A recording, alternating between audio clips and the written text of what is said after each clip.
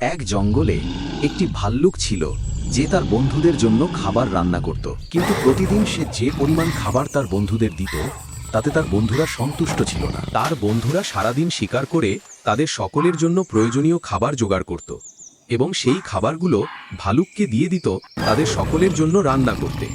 কিন্তু দিনের শেষে তারা যে পরিমাণ খাবার শিকার করে এনেছিল সে পরিমাণ খাবার ভাল্লুকটি তাদের ঠিকমতো দিত না। ভালুকটি তার বন্ধুদের দেখাতো যে সে তার রান্নার কাজে এত ব্যস্ত যে সে ঠিকমতো বিশ্রামও নিতে পারছে না। কিন্তু সত্যিটা হলো সে তার বন্ধুদের শিকার করে আনা খাবারের কিছু অংশ খেয়ে ফেলত এবং সারাদিন ঘুমাতো। এছাড়াও সে সবসময় তাদের সকলের জন্য রান্না করার প্রয়োজনীয় খাবার না থাকার অভিযোগ করত এবং তর্ক করত। একদিন যখন তার বন্ধুরা শিকারে গিয়েছিল তখন প্রতিদিনের ন্যায় সে কিছু খাবার খেয়ে বাকি খাবার আগুনে রান্নার জন্য বসিয়ে ঘুমোতে চলে গেল। ইতিমধ্যে রান্নার আগুন পুরো জঙ্গলে ছড়িয়ে পড়ল।